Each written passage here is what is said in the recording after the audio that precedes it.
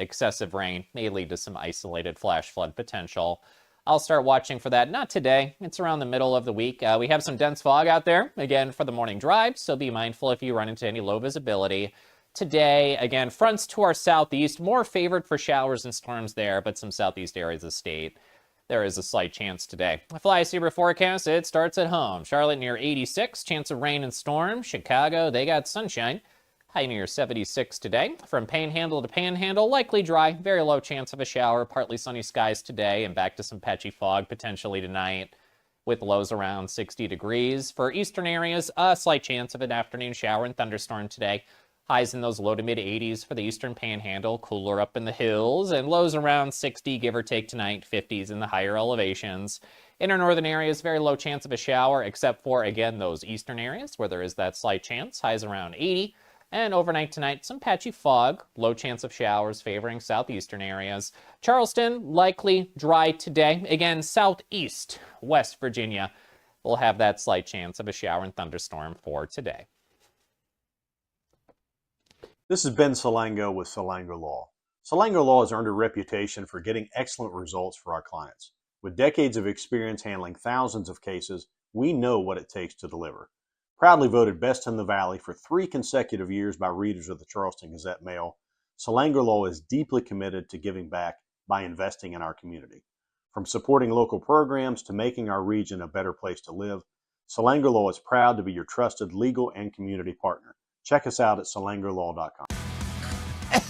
Hey, I take offense of that. Why would you do that? Because on midday, the last segment, the first thing I hear when those mics go on is you just coughing, and I'm just like, this guy. You don't appreciate me giving that show a little ratings boost at the end, a little boom boom? You coughing directly onto these microphones? No, I don't want it. I don't know where this came from. Everybody. I'm in another room, guys. I don't know. Everybody. Hey, Coop, I'm just watching this. Hotline on MetroNews Television.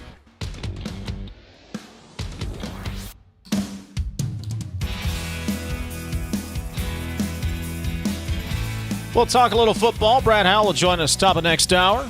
Also get into a judge's ruling that came down Friday afternoon that could impact rosters across the country. Brad Howell joins us 11:06 this morning. If you've ever played football, any fall sport, but in particular football, I think you'll know what I mean when I say, TJ, went out Saturday morning, got up morning, having a cup of coffee out on the porch. It smelled like football season outside. And if you've ever done two-a-days when the dew's on the grass and it's humid in the morning, that fog hasn't quite burned off yet, you know exactly what I mean. And I went, all right, it's football season. Like there was a little bit of acceptance there. Yeah. I really did not appreciate it when they mowed the grass the night before and then there's dew on it. You're practicing the next day. That was always a little fun. But grass stuck all over. That's when coaches decided they wanted to make you do bear crawls and it was time to get down. Yep. Oh, the good old days. Back when we did 3 practices a day without water and 8 salt tablets. All right, we didn't have to do that when I played, but that's what I heard stories about. That coming up a little bit later on. The questions remain about what is going on with the school clothing voucher program. We've been talking about it for several days on this program. State lawmakers continue to have questions. One of the reporters who has been on this story from the start, and even while she was supposedly on vacation, has been keeping close tabs on what is and is not happening, and maybe she can shed some light onto these questions. Joining us on the program this morning from West Virginia Watch, my mother's favorite guest, Amelia Ferrell Knisely. Amelia, good morning. Good morning. How are you guys? Doing well. If you were off last week, you were doing it wrong, by the way. I was not fully off. I was working remote from the beach, but news did not slow down. So it was, busier than I'd hoped, but still had plenty of time to enjoy the ocean.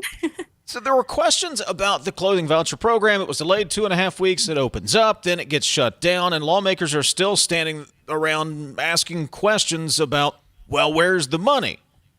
Do you have any idea about where's the money?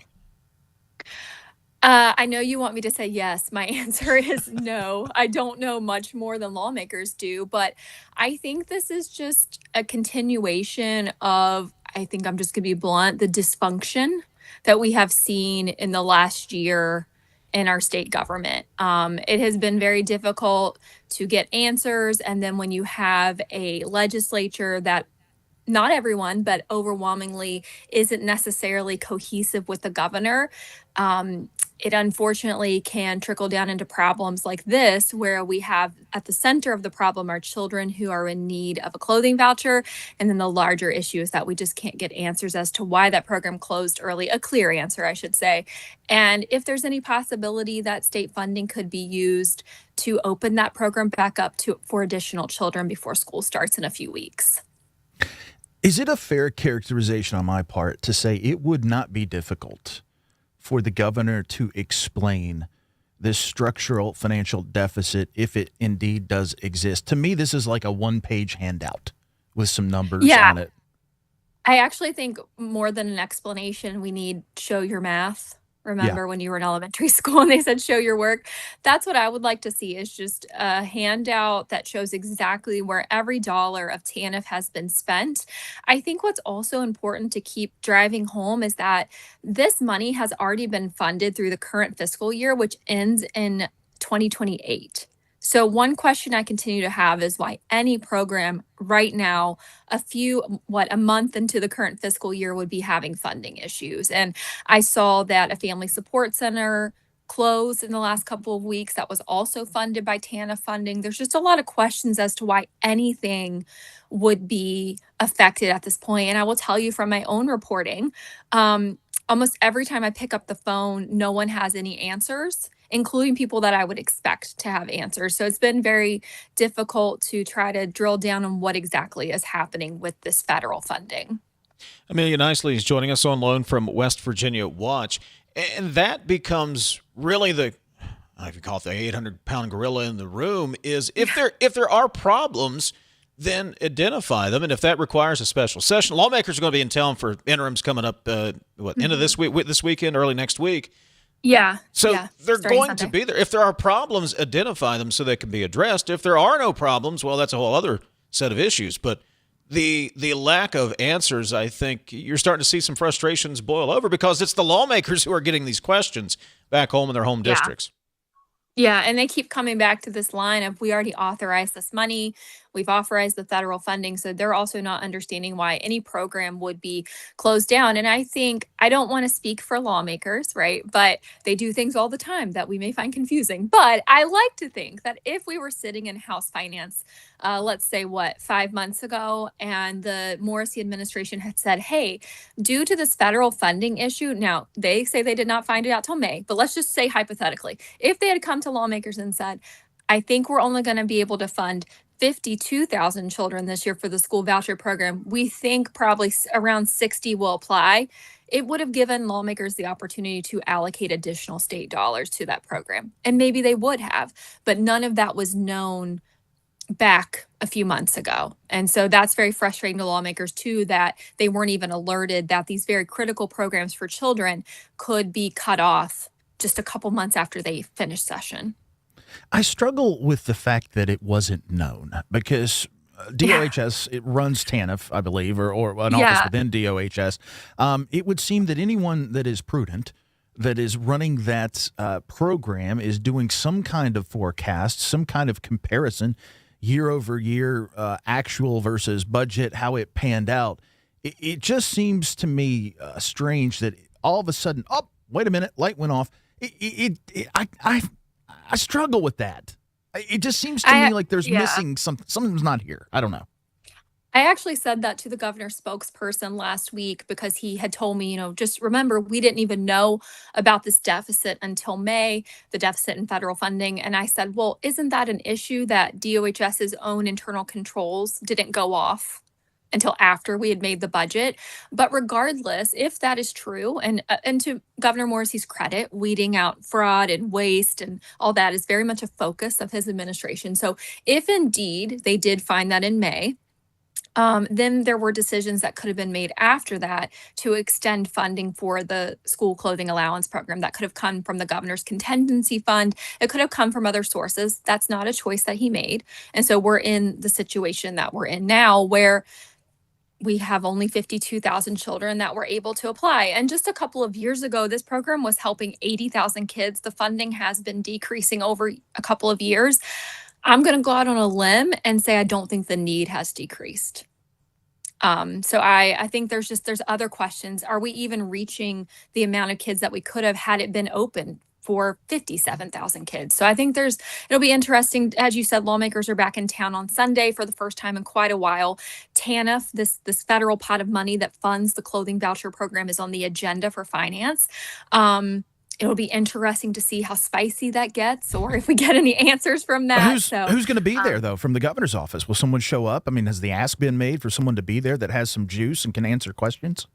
The ask has been made. I don't know. I haven't looked this morning to see if agendas are there. So we will see. I mean, if you recall, when we were in Canaan, we very frustratingly, I'm going to speak for myself here, I very frustratingly ran out of time to ask questions about TANF. So I imagine lawmakers will come in ready to go on Sunday or Monday when finance does meet, but we'll see. Talking to Amelia Knisley from West Virginia Watch. And just to be clear, lawmakers there's not a line item in the budget that specifically says clothing voucher program. They allocate $177 million for human services. Yes. Human services, from what I understand, Amelia, has a lot of latitude to move money around if they needed to move an extra, I say this not lightly, $1 or $2 million over here for this program. It has some latitude there.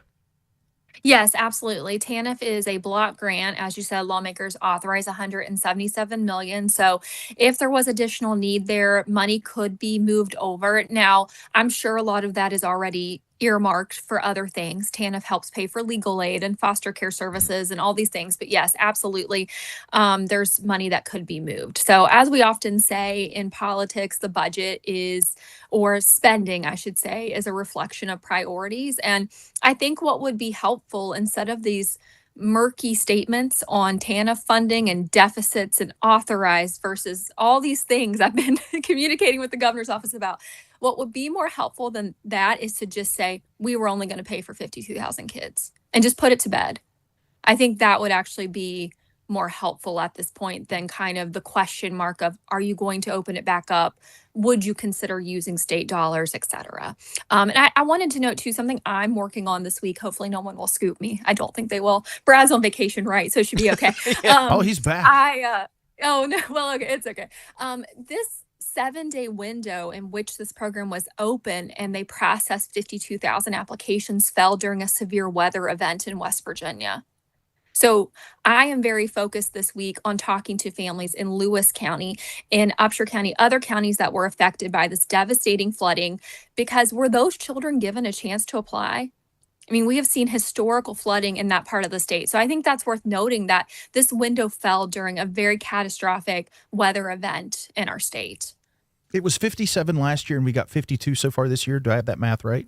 Is that the number? Yes, I think there could be a few more that come in. But yeah, that's the numbers we have right now. Well, I guess here's the point I'm making. Poor people don't move because they can't afford to.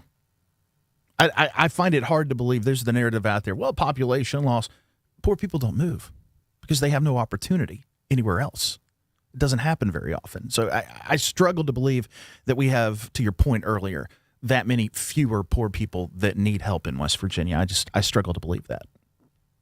Yeah, and I think it's something that Delegate Evan Worrell and I always talk about is it's really important to stress that TANF funding is temporary. It is meant to be just a step up in a time that is hard to get families to where they can hopefully be self-sufficient. And so this is not a program that is meant to be lingered on for years. And that is why it's used often for programs supporting children to make sure that they have what they need. And we also use TANF funding to pay for a lot of the foster care system. So I think there are a lot of worries for myself and lawmakers moving forward. What else is going to pop up in this whack-a-mole game of federal funding that didn't get paid this year because of this ongoing issue in the governor's office? And look, Amelia Knisely joining us from West Virginia Watch. To be a little callous here, the political optics of this just do not look good. I have no problem with the 4th of July celebration, but you set yourself up for easy criticism when you pay for a celebration, which I'm fine with. I am fine with that. But then within a month of that, you're cutting funding for a program so kids can have new clothes when they go back to school, which we know is a factor in helping keep kids in school and be successful. Yeah. We all remember being in middle school. What you had on was a big deal, right? So I said right. I'm trying to cut that out of my vocabulary. I'm sorry. I apologize. But my point is just for the political optics of this whole thing seem unnecessary and unappealing. Yeah, I think so. It harkens back to just a month ago when we had the same issue with funding the family support centers. As a reporter, it's actually not that fun to cover a legislature and a governor that are beefing in the same political party. It's not the joy of my career to do that, but the optics are not great. And I think it makes sense why lawmakers are angry and in the press, very concerned about what's going on in the Morrissey administration. So, I just have to report on what's happening, but you really can't say much more than a clothing program closed in 7 days because it ran out of money. And as you said, when they're spending money on a Ferris wheel or other things, those optics aren't always great for the governor. But we'll continue to ask questions. And I really my hope is that by next week, we are shown some type of documentation about this TANF funding. I think that would go a long way. You've been around for a while. Help me understand this, spitball this. Why hasn't the legislature gotten hip to this yet? To Dave's point, just throwing, $177 million into a category. Why haven't they codified that out a bit more to say X here, Y here, Z here? Is it because they don't want the fight during the budget cycle and they wouldn't be able to agree themselves? But there's some kind of underlying intent expressed as to how the governor should spend this. It seems like, fool me once, shame on you, fool me twice, shame on me kind of comes into play here at some point. Well, I don't want to speak for lawmakers because I'm not in their brains, but I will say a couple things. I think there's a little bit of a feeling in state government, that's how we've always done things. So in the past, TANF is a block grant, they authorize it. I don't even know if they can codify federal money, so let me put that out there too. I'm sure somebody from the Capitol will text me before we get off the phone. But even if they could, this is just how it's always been done. They've authorized it, DOHS has spent it. You may recall the DOHS / formerly DHHR budget has always been a bit of a black hole. And to Morrissey's credit, he has been trying to go in there and figure out where money is going. But I also would say that the governor vetoed a line in a bill earlier this year that would have prevented him from moving funds from one line item to another. Like it wouldn't have allowed DOHS to take money from one line item and pay for something else. So lawmakers have attempted to crack down on some of that moving money around in DOHS, but the governor vetoed it. So that certainly could be coming into play here as well. She's Amelia Knisley from West Virginia Watch, my mother's favorite guest on the show. Amelia, always appreciate it. Thank you. Thanks. Good to see you guys. Have a great week. You as well. We're back. We'll get some text in a moment. This is Talkline from the Encova Insurance Studios. We are there for you, to care for you at the health plan. We are here for you. It's good to have options for your family or employees. Rooted in your community since 1979, the health plan is your trusted partner. Get flexible coverage, exceptional support, and competitive rates. The health plan, we are here for you. They say you can't take the lottery with you. But now, you can play anywhere, anytime with iPlay, the West Virginia Lottery's official app. From Cooper's Rock to the Greenbrier River, from the bleachers to your living room, iPlay goes where you do. Safe, simple, and always West Virginia proud. Play anywhere, anytime. Download iPlay today. iPlay, the fun, secure way to play, wherever life takes you. 18 plus to play responsibly. You're listening to Talkline on Metro News, the voice of West Virginia. We're Panhandle Cleaning and Restoration, and we're gonna save you. We've got it down to a science, an absolute state of art. We do it all, restoration, cleaning, and reconstruction. When disaster strikes, just pick up the phone. We're Panhandle Cleaning and Restoration, and we're gonna save you. They had a severe heart attack in November of 2024. And then I entered into congestive heart failure. We really had to go towards an LVAD. And not only is he living, he's thriving. For over 20 years, Dan Cava Toyota World has been more than a dealership. We're family-owned, community-focused, and committed to taking care of our customers long after the sale. Our commitment doesn't stop when you drive off the lot. With factory-trained technicians and a service team you can trust, we're here to keep your vehicle running at its best for years to come. So when it's time to get your next vehicle, choose the dealership that's been serving the community for generations. Visit Dan Cava Toyota World in Fairmont. Shop the world. At Daniel's Men's Store, exceptional style begins with a curated selection and finishes with a flawless fit. When it's time to buy a suit, Daniel's is here to make sure yours is one of a kind. Discover tailored suits you'll only find in store at Daniel's. You own a boat because you love spending time on the water. Choose the outboard that allows you to make the most of it. Honda Marine's legendary reliability, ease of maintenance, and powerful performance keep you going strong. And they're all backed by the peace of mind protection of the industry's best limited warranty. Visit your Honda Marine dealer today and find out why it's more than an engine. It's your time on the water.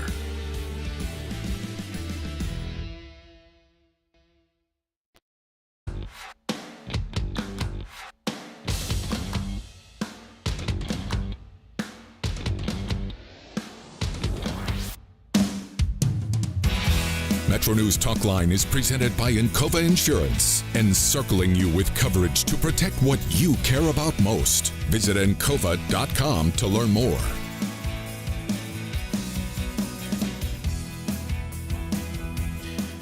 Talk 304 is the text line, 800-765-8255. The phone number, couple of texts here, 304 Talk 304.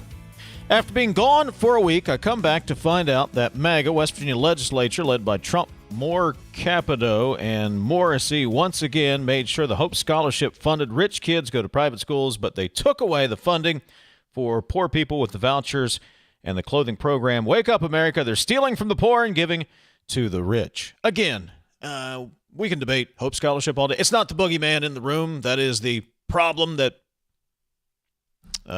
causes all the other problems. It's just not. We would still have all these problems if Hope Scholarship didn't exist. Sorry to break it to you. 304 Talk 304. Did the Trump tax audit immunity also go away? Asks Jim. I don't think so, TJ.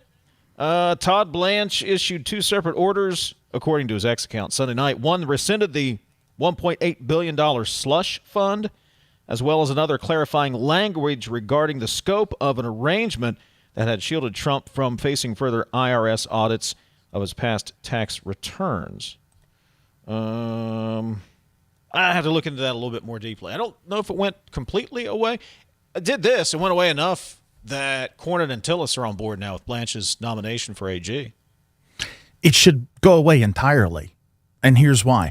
If you are going to profit outside of the salary that you get as the president of the United States, to the tune of billions, as Donald Trump has with things like meme coins and different things, there should be no immunity from a tax audit for the IRS. I wouldn't get that. You wouldn't get that. I doubt Obama got that. I doubt any other president got that. What's the difference? If you're going to earn and you're going to undertake all of these enterprises outside of being the president of the United States, then you're susceptible to an IRS audit. It's pure and simple, plain, easy peasy. But to your question, Jim, I don't have a yes or no answer 100% to tell you. I'll look more into that during the breaks. Got to take our final break of the hour. Tell you what's coming up in hour number 2. Get some more text as well. 304 Talk 304 is the text line. 800-765-TALK, the phone number. This is Talkline from the Encova Insurance Studios. Virginia's grid is old, overloaded, and falling behind. That means fewer jobs, less investment, and a future we can't afford to risk. Marl is the fix. A modern transmission line that strengthens reliability, attracts manufacturing, and puts West Virginians to work. Investment here, jobs here, a more reliable, stronger grid right here. Learn more at powerwvnow.org. Paid for by West Virginians for reliable and affordable energy. In West Virginia, community is everything. It's about showing up for each other. Vin Salengo and the team at Salengo Law don't just work here, they live here, proudly sponsoring local events and giving back to the neighborhoods they love. So when you're facing a serious injury, trust the local team that's always in your corner. They spent over 25 years fighting for West Virginia families. Solango Law. Get results, not excuses. Visit us at solangolaw.com. You're listening to Talkline on Metro News, the voice of West Virginia. For over 20 years, Dan Cava Toyota World has been more than a dealership. We're family-owned, community-focused, and committed to taking care of our customers long after the sale. Visit Dan Cava Toyota World in Fairmont. Shop the world. You own a boat because you love spending time on the water. Choose the outboard that allows you to make the most of it.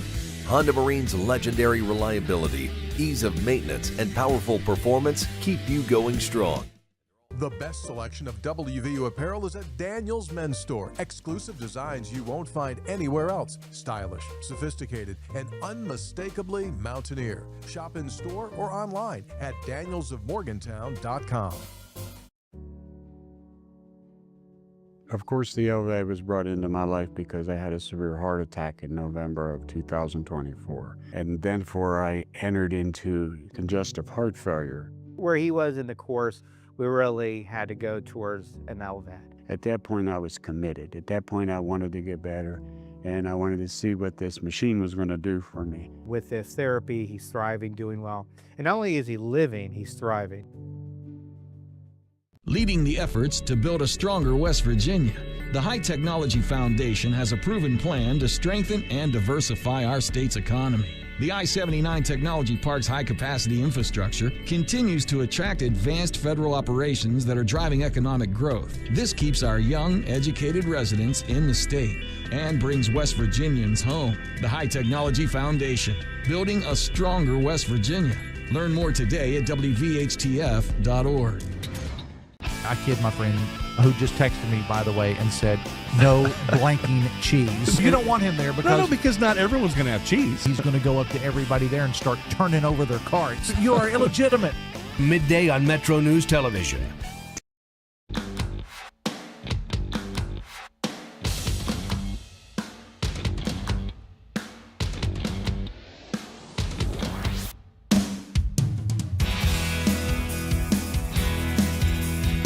Here, Jim, here's a better answer. NBC News reports the document released by Blanche on Sunday night also limits the scope of another provision of the settlement that provided broad immunity for Trump and members of his family from tax audits. The deal clarifies that the tax audit immunity agreement, quote, applies by its terms and only retroactively.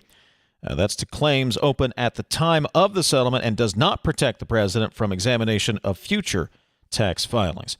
Don't know if that's satisfactory, but that's the answer from NBC News to that question. 304 Talk 304.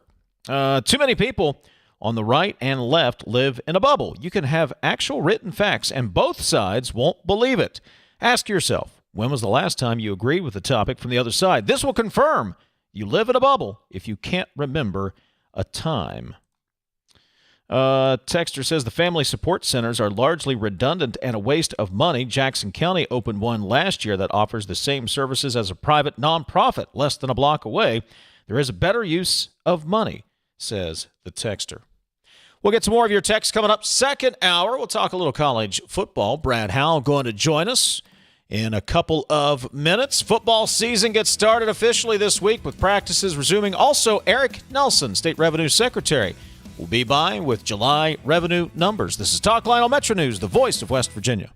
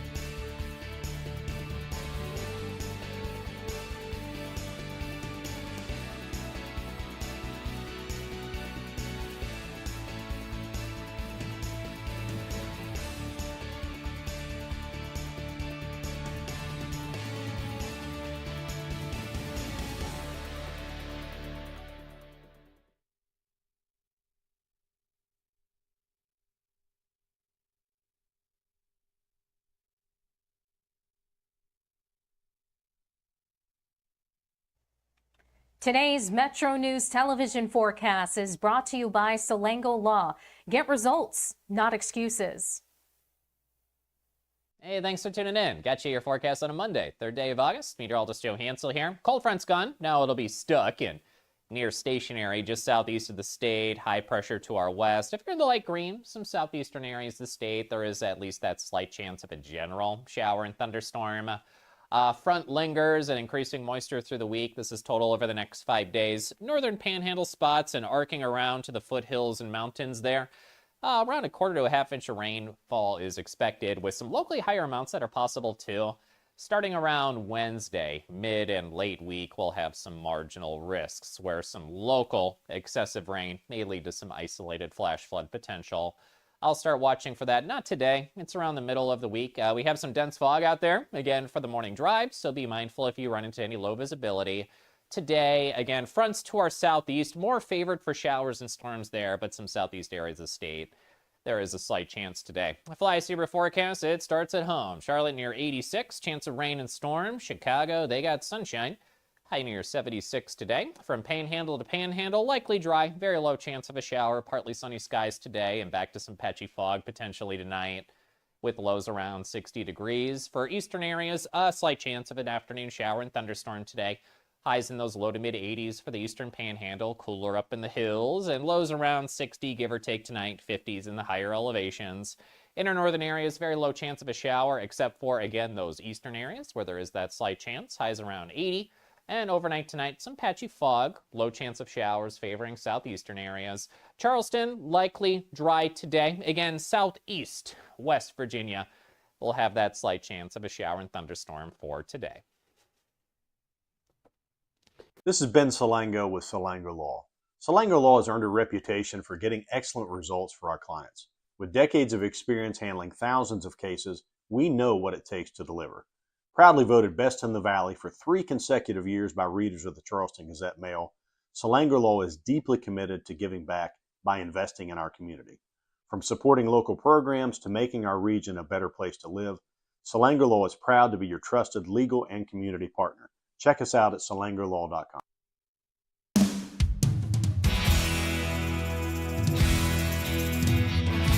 MetroNews Talkline is presented by Encova Insurance, encircling you with coverage to protect what you care about most. Visit Encova.com to learn more. Second hour of MetroNews Talkline here on a Monday morning. Hope you had a great weekend. Hope your week is off to a great start. Say good morning to our radio affiliates in and around the state of West Virginia. We appreciate you listening in. If you're watching in on the MetroNews TV app, Facebook Live, YouTube, we also appreciate you. Jake Link is our video producer today. Sophia Wasik handling the phones and the audio side of things. 800-765-TALK is the phone number, 800-765-8255. 304-TALK-304 is the text line. Jared Halpern will join us a couple of minutes from now. We'll check in for the latest from the White House. Eric Nelson, State Revenue Secretary, will have the July numbers. Hard to believe it is August already. Say good morning, TJ Meadows down in Charleston. Morning, sir. Good morning, sir. It's great to be here on a Monday. It is a Monday. It's the 1st of August. That means high school football practices are getting started. Teams will be reporting in Morgantown and Huntington for WVU and Marshall camps getting underway this week. Football season is here. Who better to talk to than Metro News Sports' Brad Howe? He's on Sportsline. He's one of the 3 guys before the game. Brad, you'll know exactly what I mean by this. I told TJ in the first hour, Saturday morning out on the porch drinking a cup of coffee, it smelled like football season. You know what I mean, right? I know exactly what you mean, Dave, and I am thrilled that it's here and not a moment too soon for those of us in the college sports industry as we exploded over the weekend with more legalese that we have to wade through. But can't wait to finally get back on the field and watch those high school guys get back at it this week. And then, as you said, Marshall and West Virginia in particular, back on Wednesday. So the games are about here to save us, Dave and TJ. All right, before we get to the games, let's dive into this ruling from the Colorado judge, U.S. District Judge Charlotte Sweeney. This comes down late Friday, ruled that all the high school athletes, the athletes who graduated high school in the class of 2022 who exhausted their 4th season of college eligibility are eligible for a 5th season in 2026, 2027. What's this mean, Brad? Yeah, we had seen it going this way in some individual cases over the last couple of weeks. I think the surprise to everybody in this one is that it was the class action nature of this, that it just blanketed everybody and allowed them to go through. It's big for, I take it from a West Virginia perspective. There's a couple of basketball student athletes that become in play. There's some baseball guys that are in play as well, maybe a women's basketball player or two. Football, it's going to be hard to get guys turned around in a couple of days, but it's groundbreaking in that it just allowed all of these athletes to suddenly become eligible. Now, it created a bunch of questions on the back end, some of which were clarified yesterday, and one of the biggest ones was it doesn't open a new portal window. So that basically, if guys have not entered the portal before now, even if they were exhausted in their eligibility, if they thought this was a possibility and entered the portal, then they're okay. But if they have not done that yet, then they're restricted, as I'm reading this, to only go back to the teams that they last played for. So it does create a bit of potential last-minute roster shakeup. Here is, again, I think it's less in football, more in basketball and the spring sports. Are you hearing anything about what the NC2A may do? I mean, are they certainly filing this morning at a circuit to try to get an injunction and stop this? Any word yet on what will happen next? Yes, TJ, that's exactly what has already happened this morning. That's part of the wildness here is how fast this thing is moving. So the judge clarified yesterday, as I just mentioned, with a couple of bullet points that seem to maybe hold off or counter an appeal, but the NCAA certainly went ahead and appealed this morning, looking for a stay there on the injunction. So we'll have to see where that plays out over the next day or so, but it's certainly moving quickly.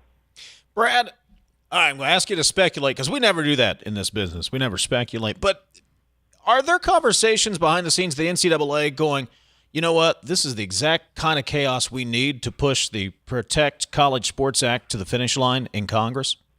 I don't know. It's a good question. And I know that was a popular social media trend this weekend, and we all know that anything that appears on social media is 100% fact. Oh, yeah, all the time. Think the hard part there, and I get conspiracy theories, and I understand why people head that way.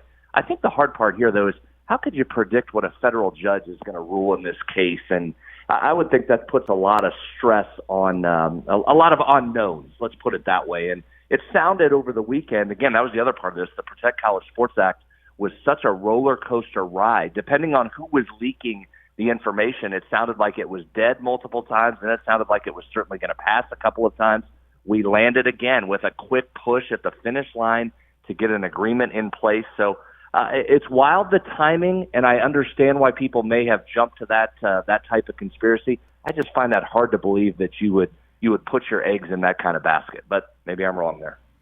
If we get through all of the legal mumbo jumbo, the positioning, this court, that court, and this thing holds as it is, and they get the 5th year of eligibility, practically, what ends up happening? I mean, is someone, to your point, really in shape to be able to come back and play? Do they ride the pony for another year? I mean, what's the end game here?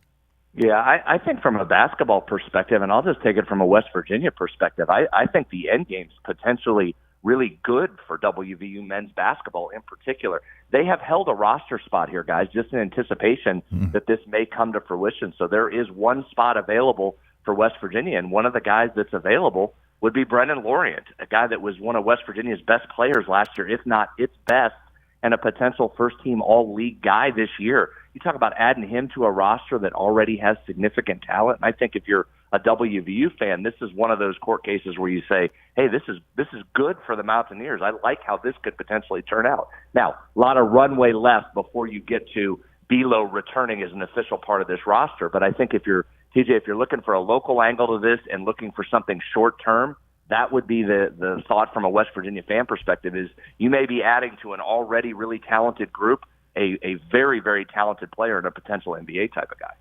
Talking to Brad Howell, MetroNews Sports, one of the 3 guys before the game.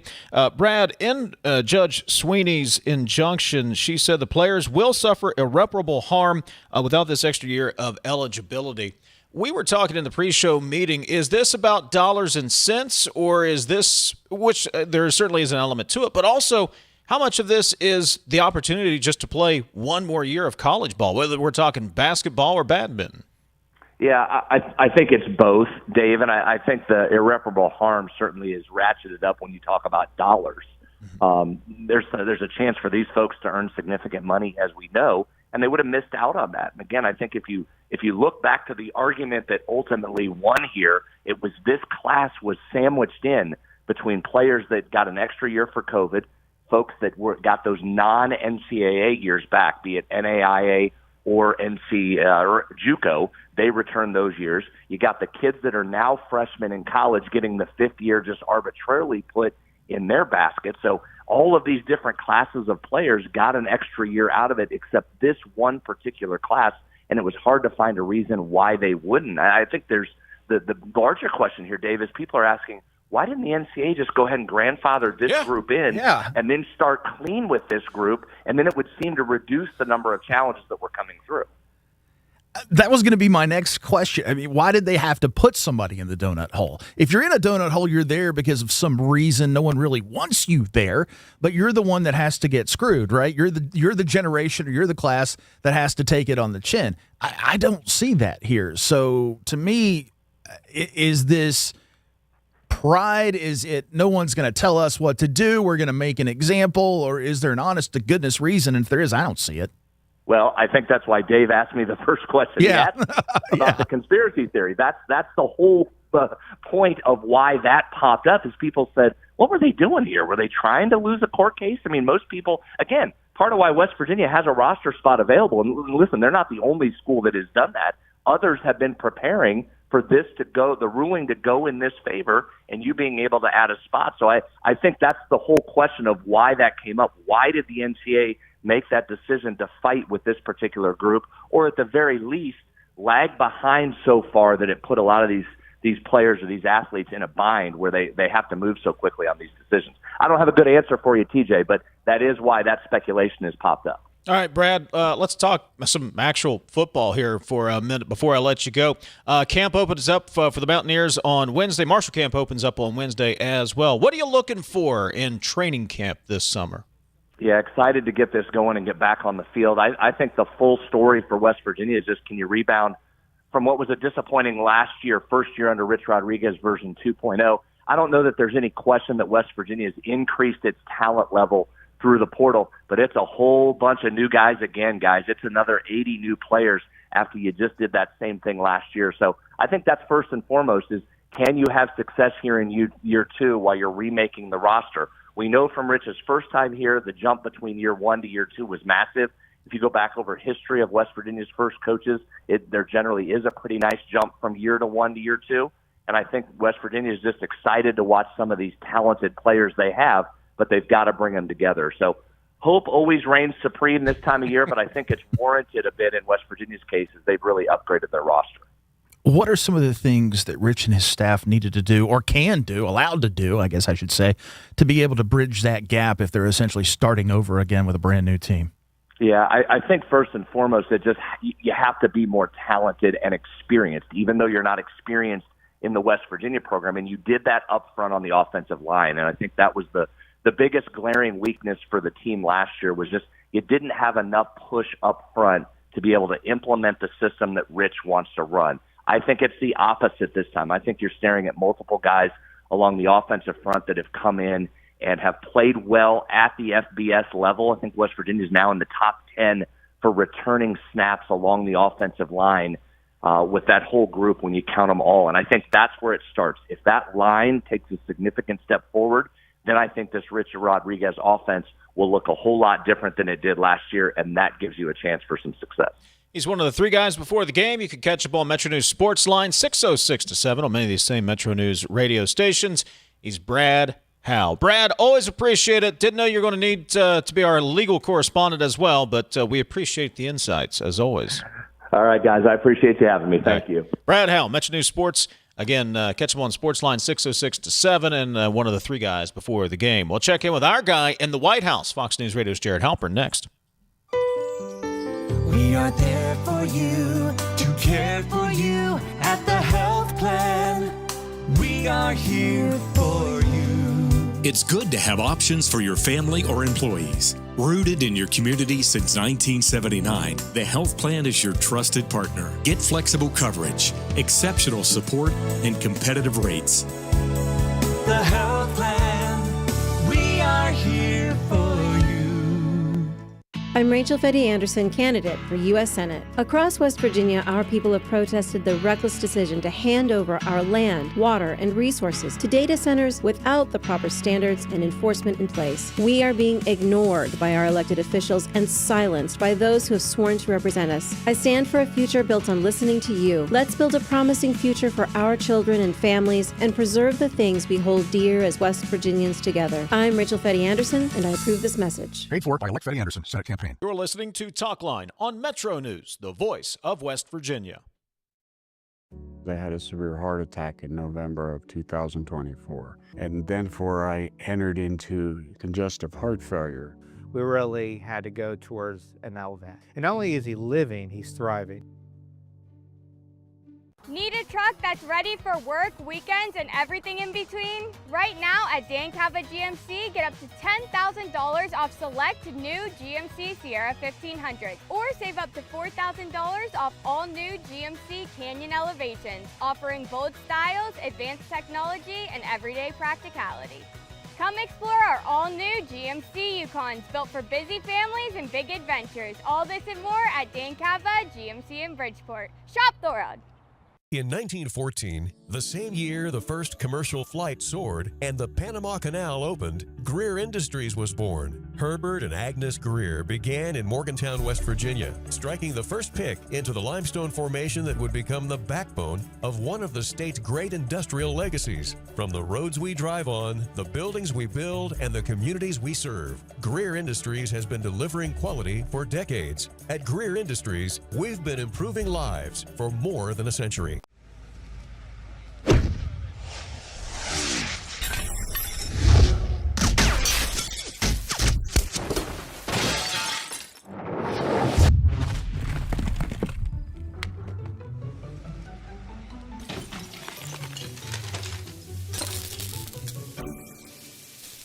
I'm Sean Kovich, Mountaineer Golf Coach. When disaster strikes your home, business, or golf game, call the restoration company the Mountaineers call. Panhandle Cleaning and Restoration.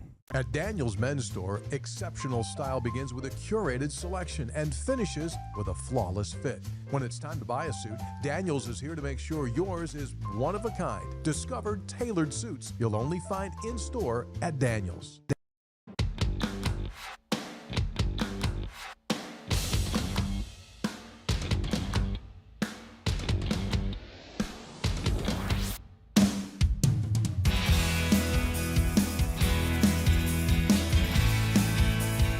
Revenue Secretary Eric Nelson joins us bottom of the hour. We'll get an update from July revenue numbers. Also, do a little deeper dive into revenue streams. 304 Talk 304 is the text line. You can give us a call, 800-765-8255.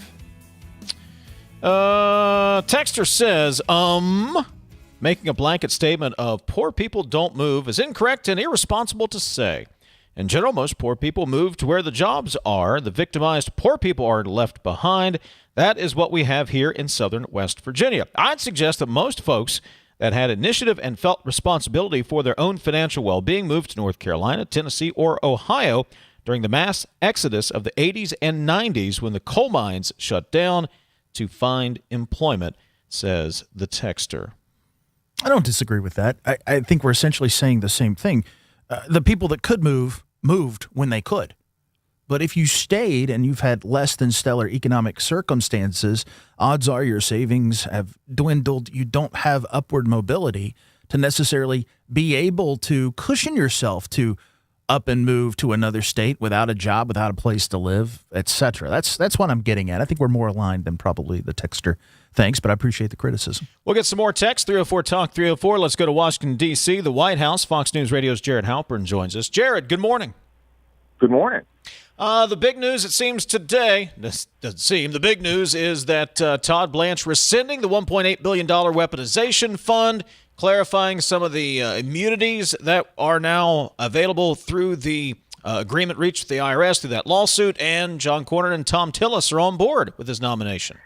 Yeah, this is the big breakthrough. So the Senate Judiciary Committee was planning to reconvene tomorrow to try and vote to advance Todd Blanche out. Recall last week, they canceled that vote because of objections by Tom Tillis and John Cornyn. And Cornyn had indicated that there were more Republicans who were not public but shared their concerns. And what happened overnight was the acting Attorney General, Todd Blanche, published on social media some documents that said in part, this order establishes beyond any doubt that there is no fund. There is no $1.8 billion anti-weaponization compensation fund that was kind of at the heart of this IRS settlement between the president, members of his family, and the Justice Department to end this lawsuit. The document also narrowed the scope a little bit of this immunity deal that would have shielded the president and, again, members of his family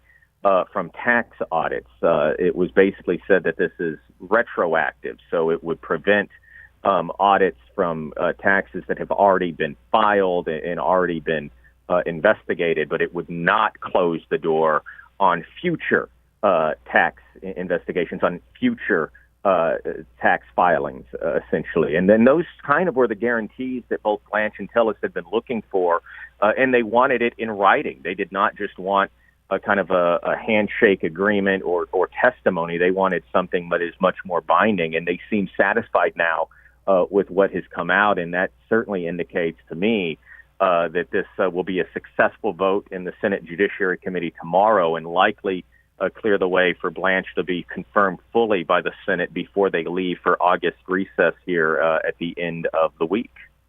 Jared, just a point of clarification, reading on the fly here.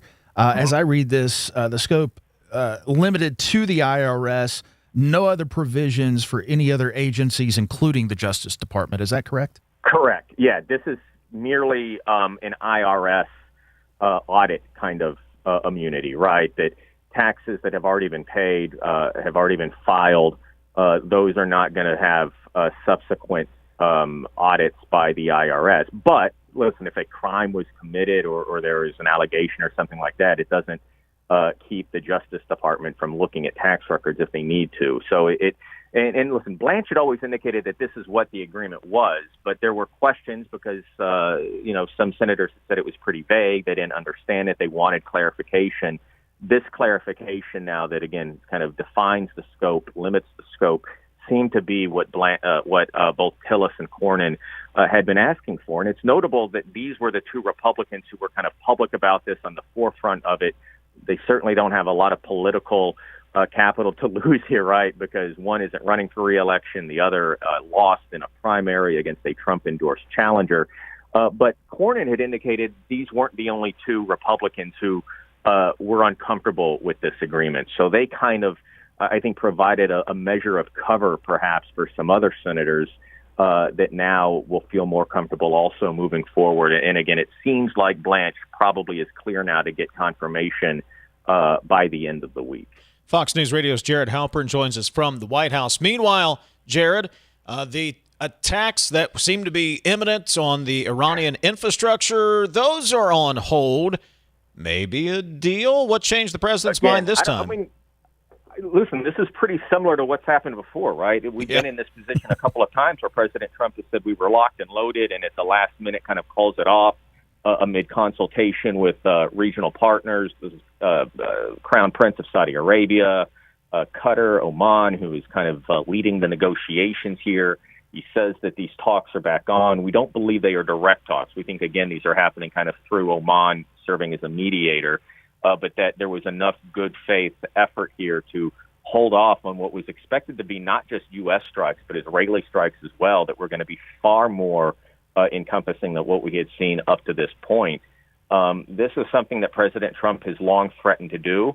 That threat is not off the table. All of the U.S. assets remain in the region, but it does seem that President Trump is willing to, again, let diplomacy play out. And it's not all that surprising because the president for weeks has kind of been talking about not being in a big rush, that, Iran is not in a position to dictate terms. Iran does not have the same capabilities that they previously had, that the threat is not as great as it once was, and that he is willing to kind of let this play out to see if a deal can be made. But at a certain point, you do wonder when time does run out, when the president does kind of say, enough time has passed. We haven't made a deal, and we're going to move forward with these strikes. Certainly, there are those within the administration. There are those outside the administration that are giving a lot of advice kind of across the optionality spectrum there to President Trump. So he has heard an awful lot of voices on this issue. To your point about direct talks, Iran denying that they're having talks with the U.S. over the Strait, only negotiating with Oman is what they're saying. Is there an upside in that for both parties? Well, look, when we say they are talking, the administration kind of says, well, we're talking, and that means that, there are negotiations happening. They may not be direct. Iran has been very clear that these are not direct talks, that they are sort of trading proposals through Oman as an intermediary. I think that it's a sign that they're not close enough to kind of get in a room together. I think that if there were direct talks like we saw right before the signing of that MOU several weeks ago, that would be a sign that things are progressing maybe faster than they have been up to this point. But for the time being, you're right. Neither country is suggesting that these are direct talks with U.S. officials and Iranian officials in the room together across the table. They are still kind of in the trading paper proposal stage. But if it's enough to get a new deal signed, I think that is noteworthy. But again, a lot of skepticism from President Trump, even from the Israelis, that they've done this before. They had a memorandum of understanding that set up a lot of the parameters that President Trump described over the weekend, right? And that fell through. Fox News Radio's Jared Halpern. Jared, we appreciate it. Coming up, Eric Nelson, Revenue Secretary. This is Talkline on Metro News, the voice of West Virginia. It is 11:30, time for a news update from the Metro News Radio Network. Let's find out what's happening across the great state of West Virginia. Today's Metro News television forecast is brought to you by Selango Law. Get results, not excuses. Hey, thanks for tuning in. Got you your forecast on a Monday, 3rd day of August. Meteorologist Joe Hansel here. Cold front's gone. Now it'll be stuck in near stationary just southeast of the state. High pressure to our west. If you're in the light green, some southeastern areas of the state, there is at least that slight chance of a general shower and thunderstorm. Front lingers and increasing moisture through the week. This is total over the next 5 days. Northern panhandle spots and arcing around to the foothills and mountains there.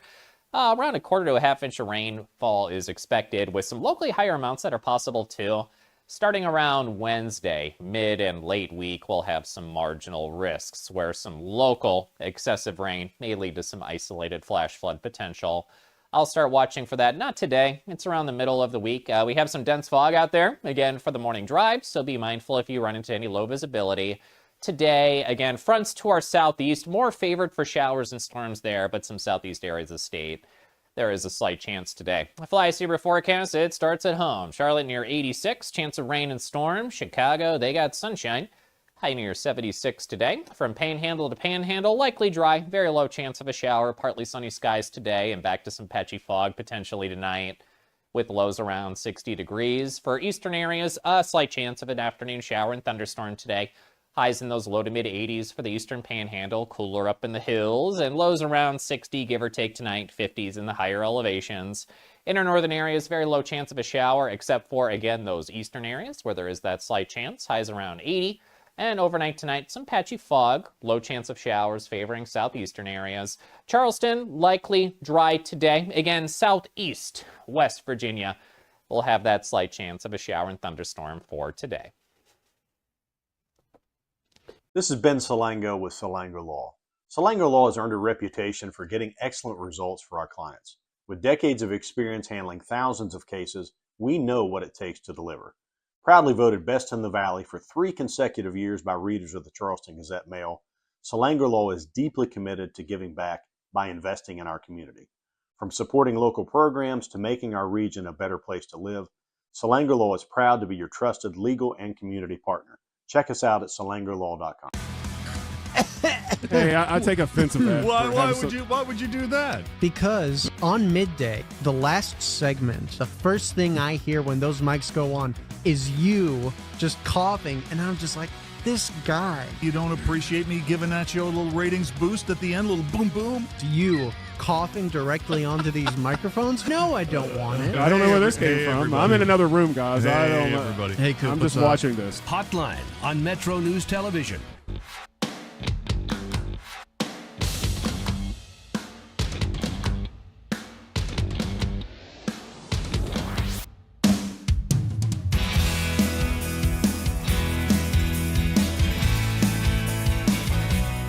More of your comments at 304-TALK 304. You can always give us a call, 800-765-TALK, 800-765-8255.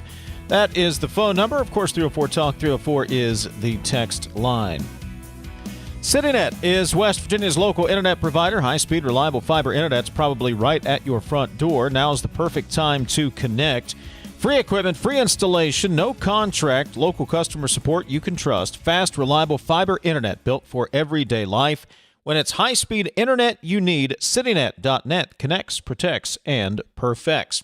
July is in the books. August is here, and it's time to check in with State Revenue Secretary Eric Nelson, who joins us on MetroNews Talkline. Eric, good morning. Good morning, Dave. Good to be with you.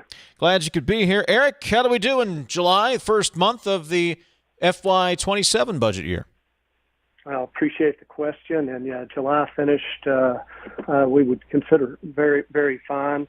We were collected about $388 million, which was about $11 million over estimates. That's about 3%. And that was led by personal income tax that was up by about $11 million, as well as consumer sales tax that was up 11. So both of those were about 8% over estimates. And with the personal income tax, we attribute a lot of that to, again, higher wages across the spectrum. And then I think those higher wages went to greater sales, and that's why our consumer sales tax was up. That was offset somewhat when one digs into the numbers by severance tax, which was approximately $12 million below estimates.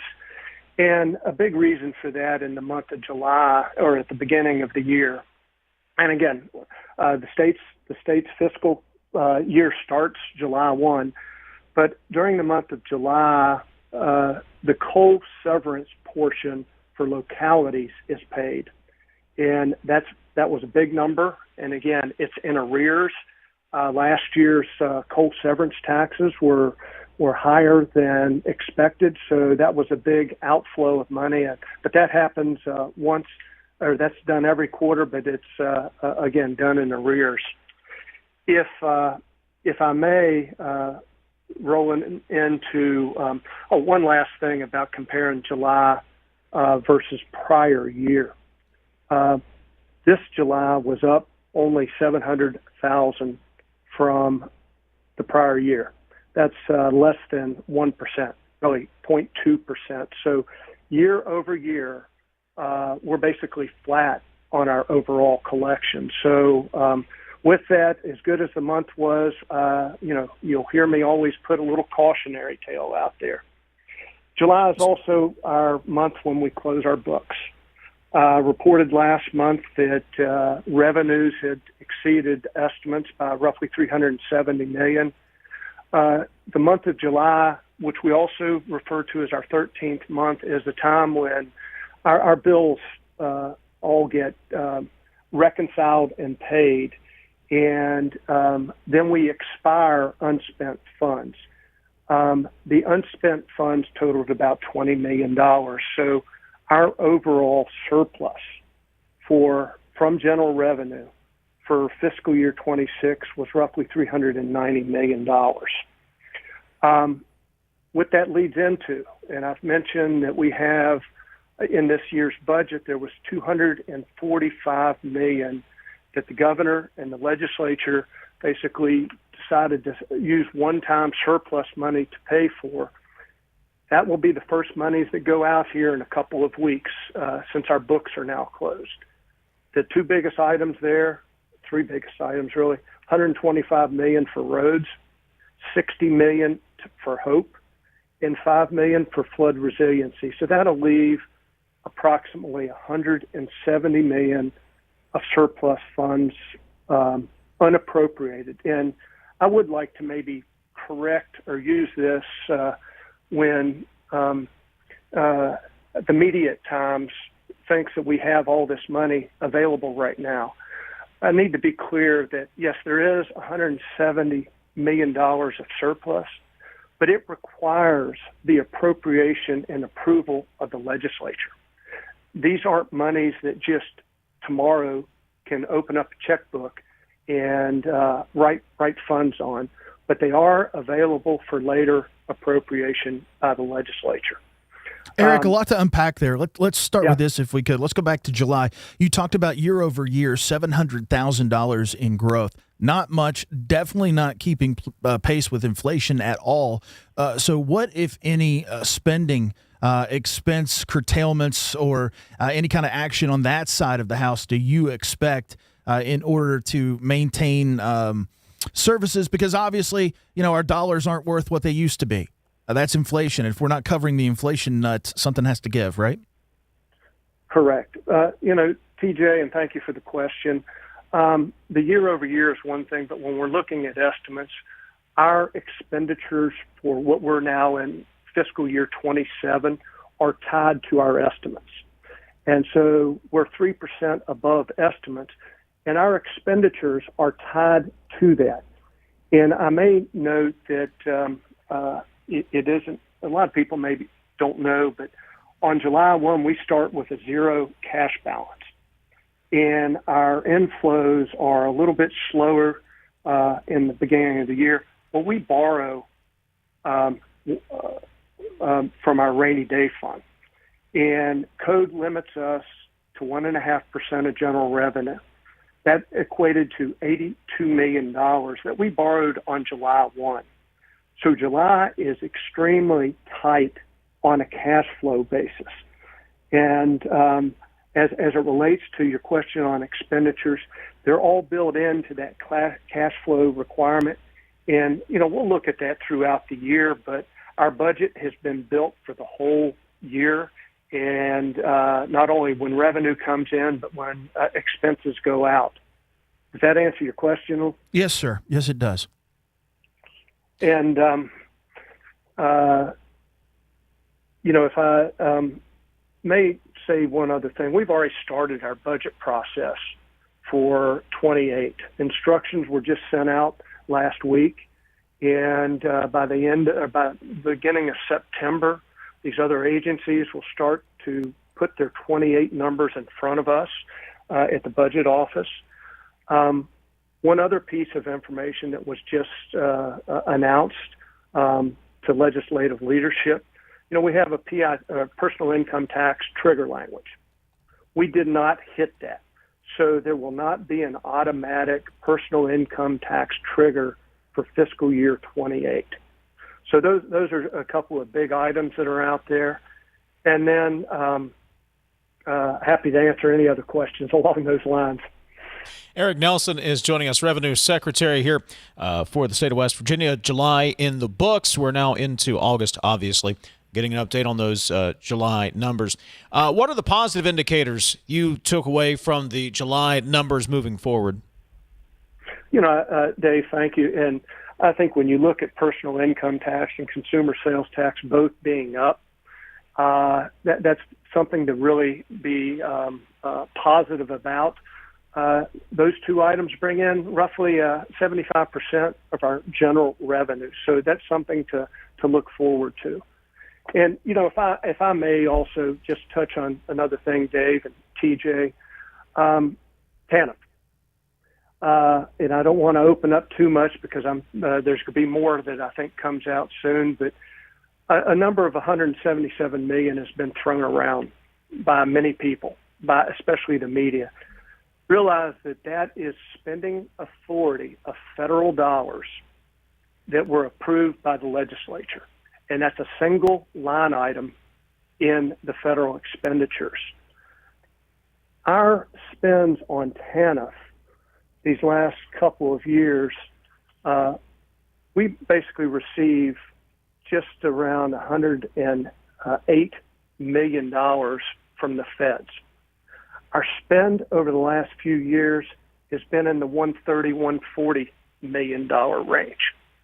And so when there has been some discussion of a structural gap, we have been overspending what we receive from the federal government. And we can just go back to 2019. And that program at that time was spending just under $75 million a year. That grew to over $140 million in fiscal year 25. And a lot of those went to very good programs and the need for children's services and others. And so there wasn't necessarily COVID money there, but there were extra monies that were available that had been spent. And so an excess cash balance has been utilized over the last 7 to 8 years, and that has started to dwindle. And I think that is the concern that our governor looked at, and it was brought to his attention through the audit process that he requested. And I think that's one of the positives of what has occurred in looking to audit our books, if you will. And I fully expect that the governor is going to have some discussions with his team here as well as the legislature on ways that we become much more transparent with this and close that negative spending gap. Yeah, the governor his office just put out a lengthy statement. Haven't had a chance to read it since we're on the air, but let me ask you this just for clarification. The TANF block grant, Eric, that we do get from the federal government, does that grow year over year for any kind of inflationary basis similar to what we were just talking about? Or is that a flat sum that's not, and we have to make up the difference? What, if any, part of that plays into what's going on here? Yeah, great question, TJ. And in going back and expecting a question along those lines, going back to fiscal year 2019 all the way to this current fiscal year, it has been a flat $109 million, just under $110 million coming in from the feds. And on the general revenue side, we have what's called a maintenance of effort. So when federal dollars come in, they require so much in the way of state matching. And, our state match is at a fraction of the federal dollars. Our state match has been in the $25 million range over that same time frame. So even though the needs have been growing, the federal dollars as well as our match have remained flat. He's Eric Nelson, State Revenue Secretary. Eric, we always appreciate the update. Thank you so much. Well, thank you, gentlemen. See you. Absolutely. Coming up, 304-TALK 304. Your text, 800-765-TALK, the phone number as well. If you would like to weigh in, this is Talkline from the Encova Insurance Studios. Approach your retirement with confidence. With over 150 years of combined experience, the advisors of the Stike team at Wealth Enhancement Group provide advice and wealth management strategies to individuals, families, small businesses, professional offices, and institutions. With the Stike team, you'll have access to an advising team with extensive resources, a client-first mindset, and a passion for helping transform the lives of those we serve. Visit wealthenhancement.com/Stike today and join the team that's dedicated to your success. Picture a community where every space tells a story. Those are the communities we're designing at ZMM Architects and Engineers. With a blend of creativity and technical expertise, we design spaces that inspire, innovate, and ignite change. From cutting-edge educational facilities to community-centric gathering spaces, we're committed to improving lives through design. Let us help you shape a brighter future for generations to come. Because at ZMM, it's more than architecture. It's about building your legacy. You're listening to Talkline on Metro News, the voice of West Virginia. The best selection of WVU apparel is at Daniel's Men's Store. Exclusive designs you won't find anywhere else. Stylish, sophisticated, and unmistakably mountaineer. Shop in store or online at danielsofmorgantown.com. You own a boat because you love spending time on the water. Choose the outboard that allows you to make the most of it. Honda Marine's legendary reliability, ease of maintenance, and powerful performance keep you going strong. And they're all backed by the peace of mind protection of the industry's best limited warranty. Visit your Honda Marine dealer today and find out why it's more than an engine. It's your time on the water.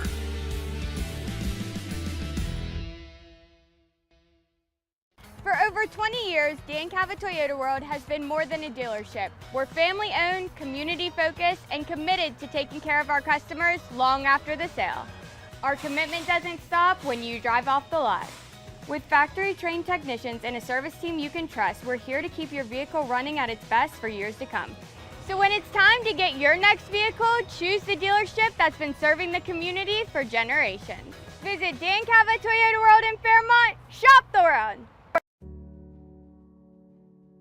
Of course, the OVA was brought into my life because I had a severe heart attack in November of 2024. And then I entered into congestive heart failure. Where he was in the course, we really had to go towards an LVAD. At that point, I was committed. At that point, I wanted to get better, and I wanted to see what this machine was going to do for me. With this therapy, he's thriving, doing well. And not only is he living, he's thriving. We're going to do public math, so it's 31 divided by 4. Yeah, just under 8 per win. Just mark it down. Put Tony and I down for 8, Coach Hunter. Put us on the prediction show for 8. We already got it. There's the math. Just go. Sportsline on Metro News Television.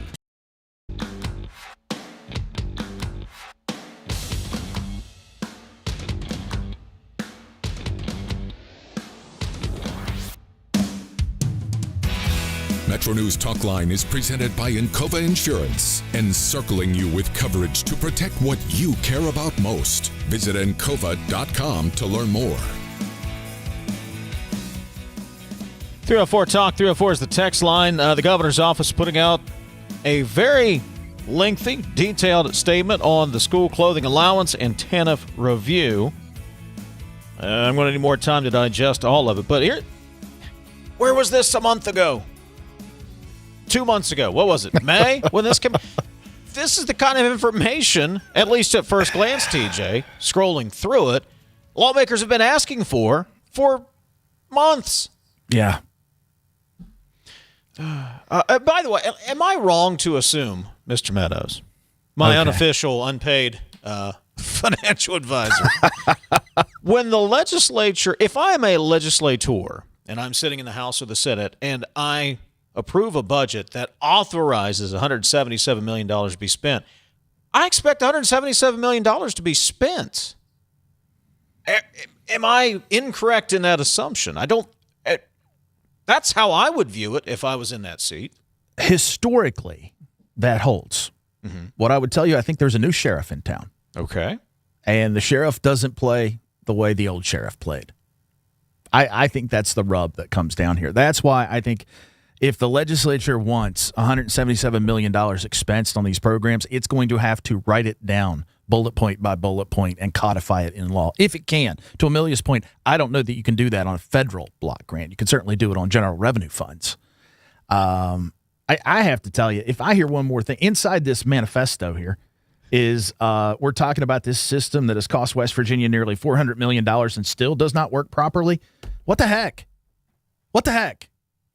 You know, how many things are we going to blame on a system? Isn't that the common answer? Well, you know, we can't measure it because we can't see it. Well, then figure it out. Get some kind of stopgap in. This wouldn't go on in the private sector. That's why I get so ticked off about this stuff. The private sector would figure out a way to understand how much money you have and how much you don't, and understand what something costs and what it doesn't. Even if you had to go back to pencil, paper, and receipts, I mean, the private sector would figure this out.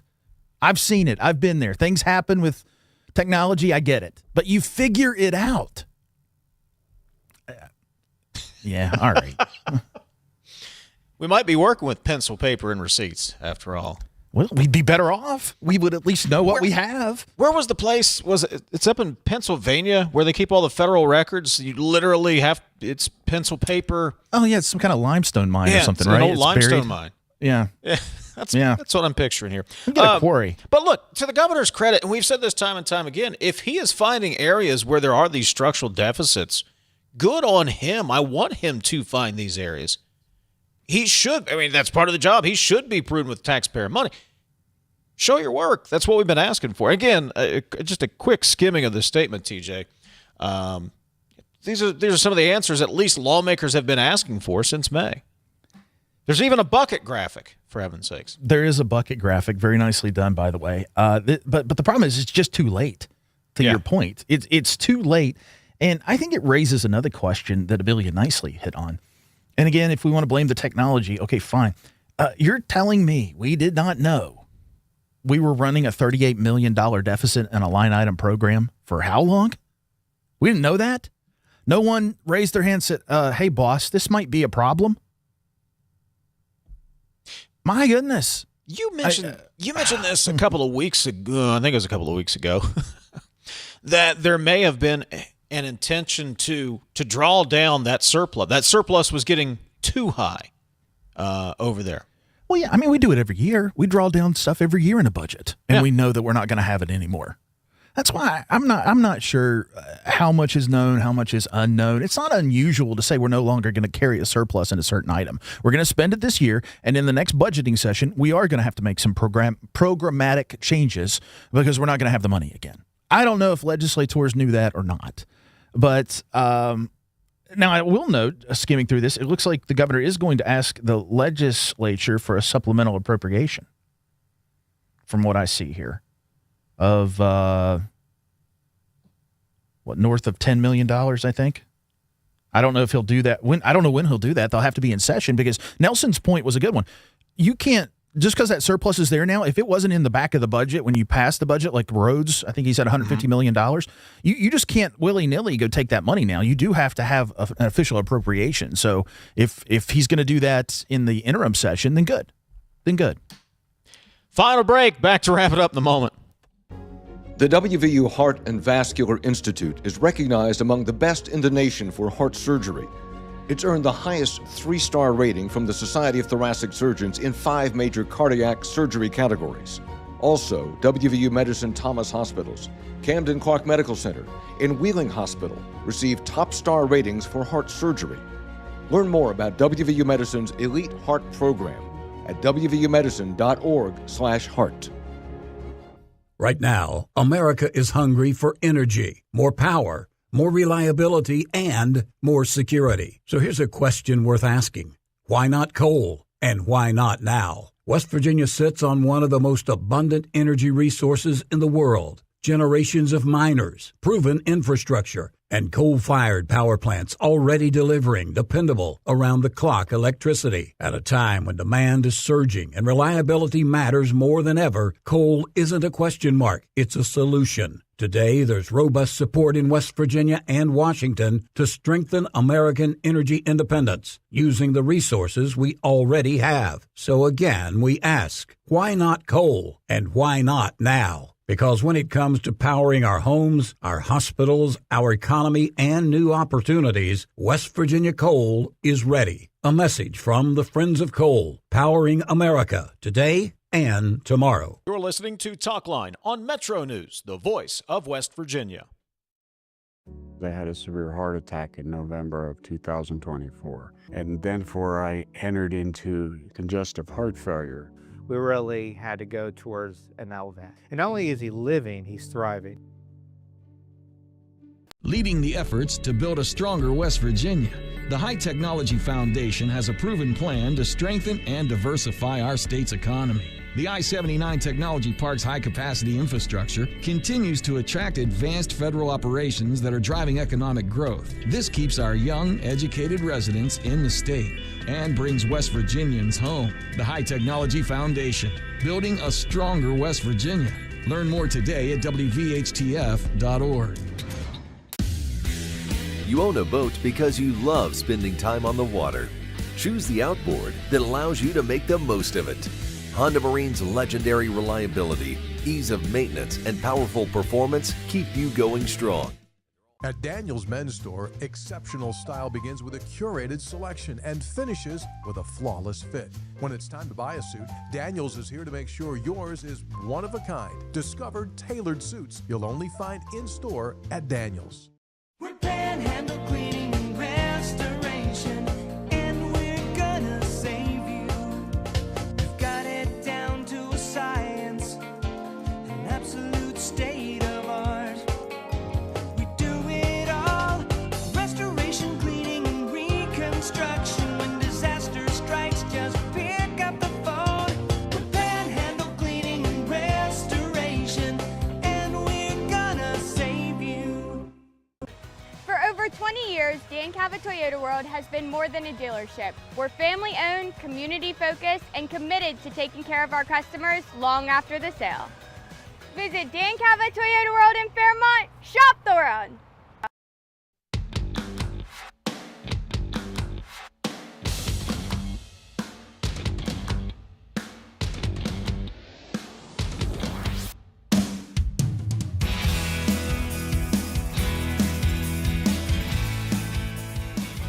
Jackpots are growing in West Virginia. Jackpots are on the rise every week. Well, I'd love to tell you more, TJ, but my machine just locked up. We get it. Here we go. Powerballs hit Mondays, Wednesdays. You'd think I would have this memorized. Powerballs hit Mondays, Wednesdays, and Saturdays. Mega Millions lights up Tuesdays and Fridays. That's 5 chances a week to get in on life-changing jackpots. Play in store and online. 18 plus to play. Please play responsibly. Powerball jackpot, $737 million. Mega Millions jackpot is $60 million. So go ahead, play today. Busy Monday. It didn't start that way. We thought it was going to be slow. Got a little busy there on us. I like it. Good start to the week. I'll have plenty tomorrow to say after I fully digest these graphics, by the way, just so you know. I see spreadsheets in your future. Oh, a lot of them. Follow the news of the day over at the website, wvmetronews.com. Metro News Midday with Dave and Amanda coming up on many of these same Metro News radio stations. We'll talk to you tomorrow morning, 10:06 for the entire crew. Sophia, Jake, and TJ, I'm Dave. We'll talk to you tomorrow. This is Talkline on Metro News. For 40 years, the voice of West Virginia.